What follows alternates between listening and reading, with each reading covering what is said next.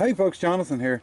It's the following day after we've done the teardown on this engine, and there was a lot of speculation and guessing and stuff about what caused this problem, and I figured that we'd do a video here and see if we could, rule out some of the stuff and maybe come up with a little better idea of what happened and why. And I'm not sure that we can, but some of you understand all this and I'm sure want to watch, and like I said, some of you won't, and I don't have a problem with that. So if it's something that you're not even interested in, I wouldn't even watch it. But here's where we're going to start.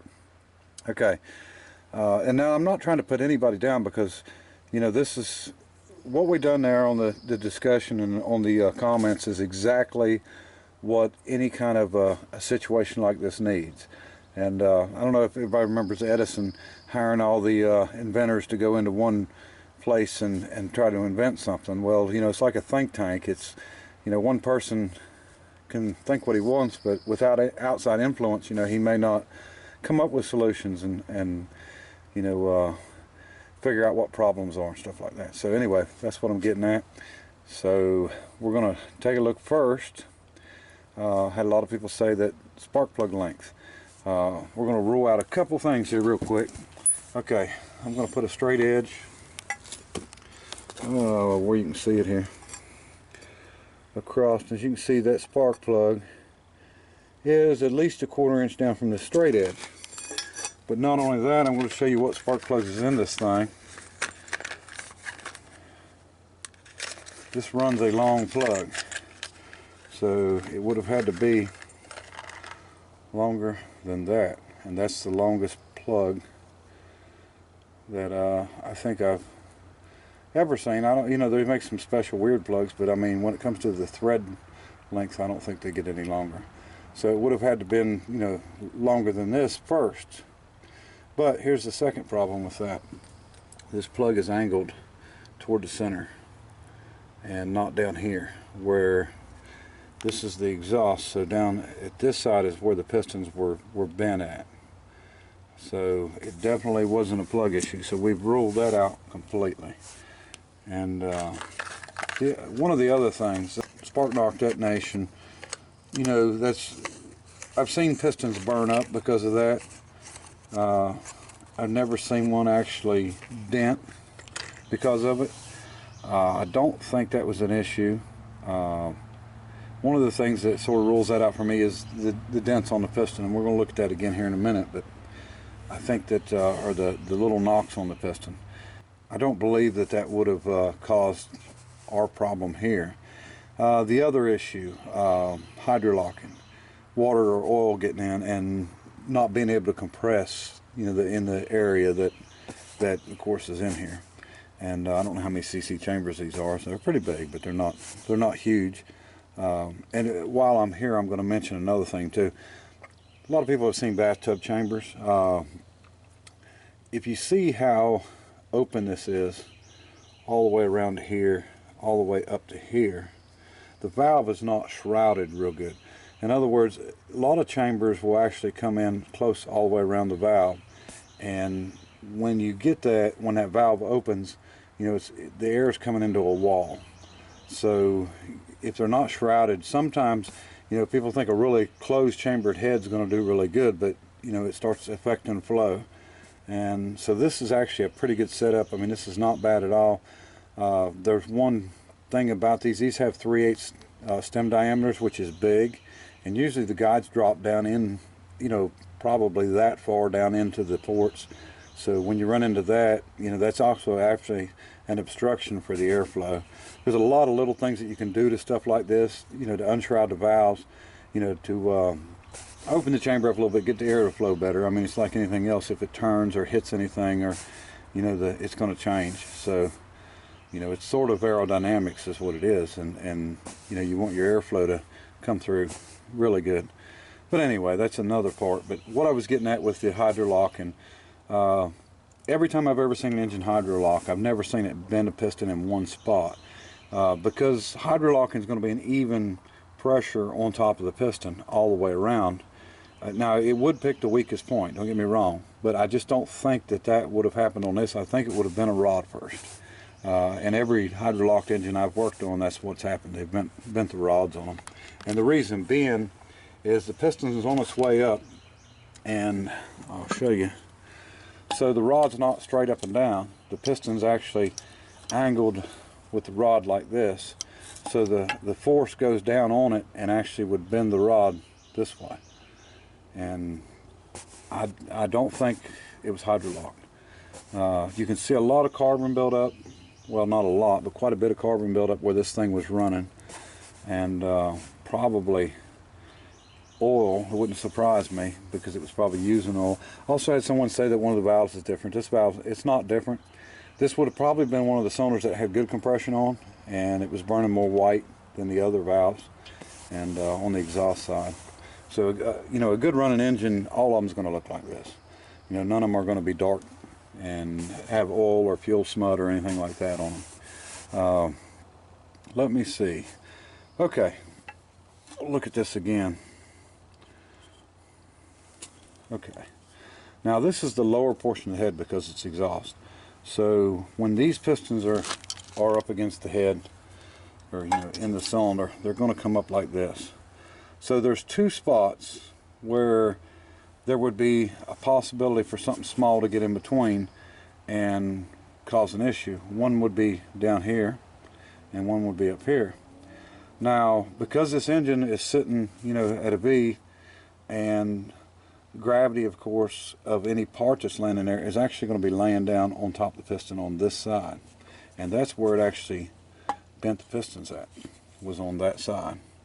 And if you can see all the little knocks in there, and there's not any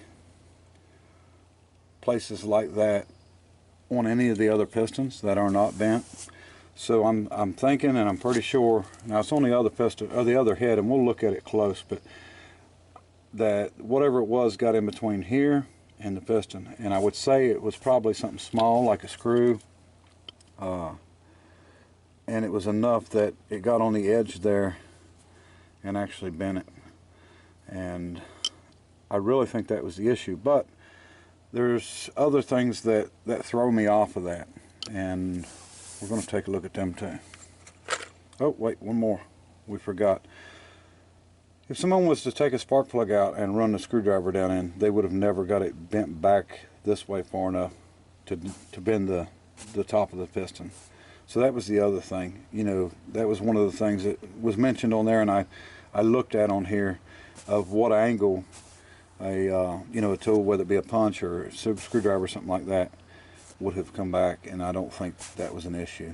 I don't know how long this was run. You know, I had mentioned, or somebody had mentioned about the engine possibly could have been apart, and they messed it up and then put it back together. The amount of carbon on here, I would say that this engine has run for a while anyway. I mean, it wasn't anything fresh that they just, you know, put back together. So that's kind of hard to say. But let me show you something on the block that I noticed that, or on the crankshaft, that kind of throws all this stuff off. All right. Okay. Turning the crankshaft over. I don't know if you can see the counterweight at the top. If you can see, if this thing will focus, I don't know how well it's going to focus down in a hole, but yeah, you'll see the scratches right there. And that's on the counterweight of the top of the crankshaft. And what that is, and what I think it is evidence of somebody honing this cylinder and actually hitting that crankshaft right there with the end of the blade hone. And it sure is what it looks like to me. I noticed it when it was turned over at the bottom. It looked pretty fresh, like a fresh scratch. So that's when I decided to turn it up this way, and it lines up just exactly with if somebody had went too far down with a hone. And so that makes me think that maybe somebody had been in this engine and tore it down. So I think of the plausible theories of this, I think there would be one of two. I think that either something small got in there, and we will check the carburetor and go through it really good and make sure there's no throttle plate, screws that's fell in or anything like that. Or, it was done by somebody, and I don't know what reason it would have been done. I mean, it really don't make sense that, you've got your chamber here and the piston was dented here and just a couple little spots up top, but gravity would have had this piece down, whatever piece would have been in it, on top of the piston, and with the chamber of the head, you got a small section through here that would have been crushed. So I'm really leaning toward hard that there was something small in there, and it don't take much, and you're not going to see as much evidence on the head as what you're going to see on the piston, because the pistons are aluminum, the head's steel or cast, so you're just not going to see it. I cleaned up some on the head. This is the head here. As you can see, the valves was actually looked like they was burning a little cleaner on this side, but this is the head that was on the passenger side where we got the issue at. And I don't know, it almost looks like there might be seeing a little bit of a dings in that. We're going to clean it up and look at it. Maybe close with the camera. I do see. Okay. Alright, now I'm seeing evidence of something. This would be, let me see, flipped around, this would be 6, this would be 4. I'm wrong, this is 4, and this is 6. Okay, number 4 cylinder. I'm going to try to get to where you can see this, but I can actually see the little dings.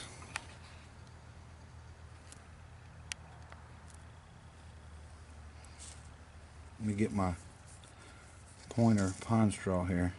Right here. And right here. And there's one. And some there. And then on number 6, it's not as bad, but if you remember, the piston's not dented as bad.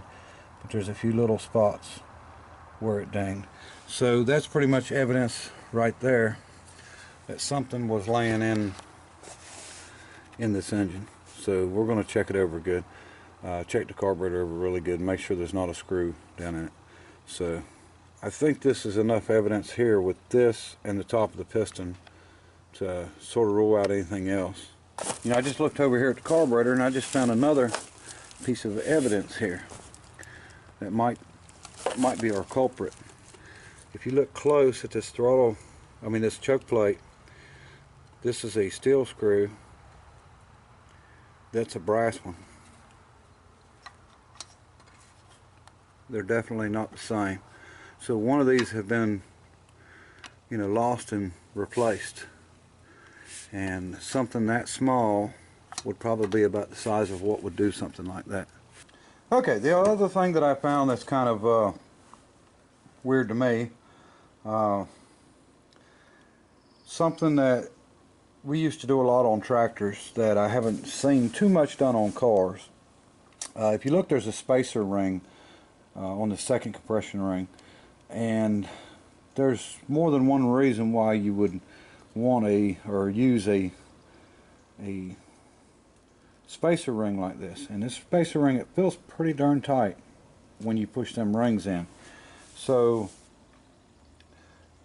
in antique tractor pulling, I tractor pulled for years, so what I ran into a lot is over time, especially on, we're talking about, like a John Deere R that's got, a 5-inch piston or 6-inch piston actually, I think, but diesel with a ring that's, 3/16 or 1/4 inch tall.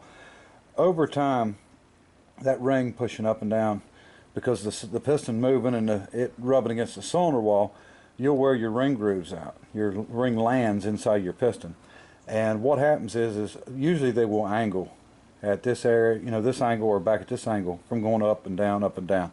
And that happens over time, and that makes me wonder, because what we would do would, of course, chuck the piston up in the lathe and dial indicate everything in. We would recut a new ring, land in it, and then we would buy either like a stock ring and then a spacer ring to take up the extra gap, or we'd find a wider ring to put in to take up the gap. And of course, on a tractor, sometimes if it was like a 4-ring piston, we would only still run the 2 top rings, because we're trying to cut down on friction. instead of running a 2,000ths gap between the piston and cylinder wall, sometimes we was doing 5,000ths to keep down on friction. Friction's the enemy. But anyway, this makes me wonder that either, I know this is 4-inch bore, so maybe somebody bought a small block Chevrolet set of rings and stuck this. See, when I push this in, it feels like it's pushing hard against something in there, this spacer ring. So it makes me wonder if maybe it was too tight, and that could have been an issue. Maybe this ring land was wore out and they just stuck it in there and it shouldn't be there. It's not even pushing in right. So we're going to address that problem, and we're probably going to wait until we get our new rings in to do it, because I didn't order generic rings. I ordered rings for a 352 Packard, so hopefully our second ring will be the right height, thickness. I can go online and check and make sure that this one's supposed to be the same height as this one, because evidently it's not, or someone has just put this in here because of wear, or because they didn't have the right ring, one of the two. But anyway, we're going to yank these rings off real quick, and for anybody that don't know, I'll show you how you clean these ring grooves or ring lands out. Now, used to be what we done, we'd break a ring and go around them and just push it by hand and clean them out really well. But when you get out of the woods of West Virginia and you're able to get a couple tools together, they make tools for that. All right. Okay, this is actually a ring groove cleaner. Now, this is not for cutting the ring groove. This is for cleaning the carbon out of the ring grooves. And so you don't want it, you don't want to start seeing aluminum come out. You want to clean all the black carbon and stuff out. So basically what you've got is you've got your different sizes for your different thickness ring. You get the right size in, and then there's a depth stop right here that you tighten down. And when you tighten this down, it actually comes in and pushes against the piston and keeps this from going too far down in, because you don't want to cut into the bottom of the ring groove. You just want to clean it out. You can lower it down a little bit just by backing it out just a little bit, and all you're doing is spinning it. It's actually got a hole here to put your hand in, or your fingers through, and just spin it in a circle. And that's what you're trying to do, is clean the groove out. And you can go down a little bit until you know that you're hitting bottom, and you'll see a little bit of shiny at the bottom of the groove. I'll see if I can show you that. I just went down enough to, start scratching it in there. I don't know if you can see it, but anyway, that's how you clean them out. And that's the to me new school method on it. But I guess these has probably been out for 60-80 years. When you live in the middle of the woods, you don't see stuff like that all the time. As for wear, these pistons are not wore bad at all. You can really see, because the up and down lines, now you can't feel them, but you can see them, but there's actually cross hatches there in it, you can see from the machining. And this was probably done on a piston grinder, I would assume. But anyway, a cylindrical grinder.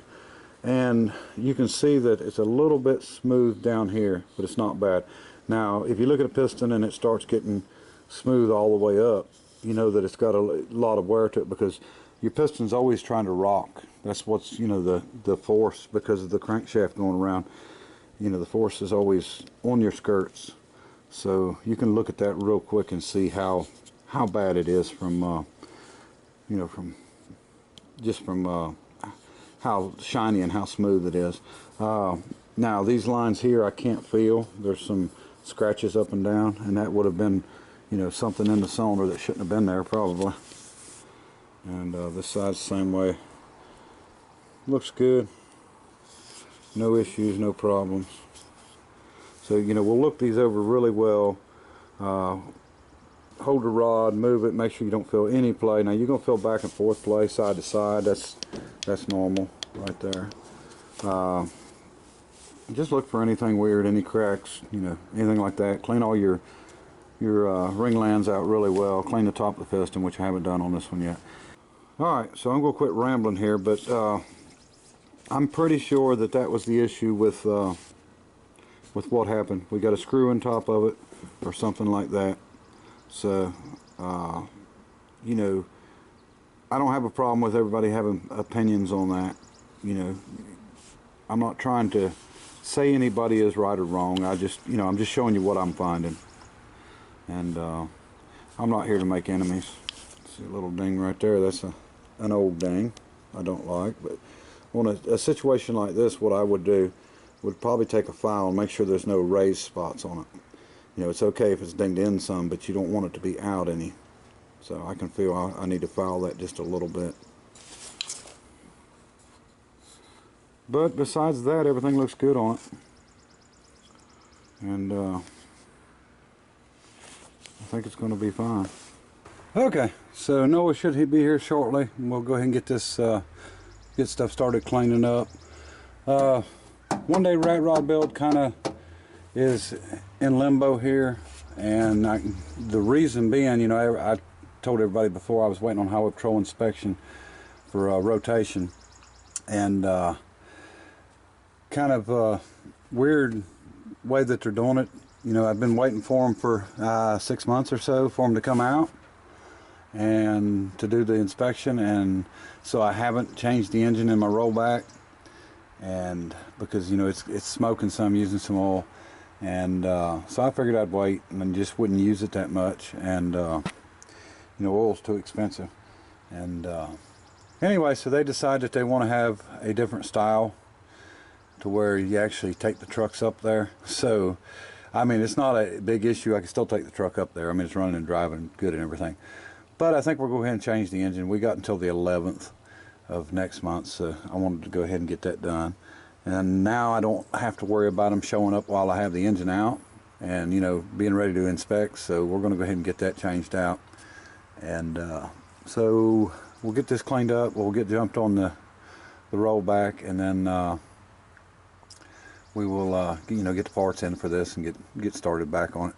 I doubt there's anything on the rollback that, you know, you all will really care to see on video, but so I probably won't, you know, do any videos on it. So if I'm missing for a few days, you'll know why. And anyway, all right, appreciate everybody watching, and till next time, bye.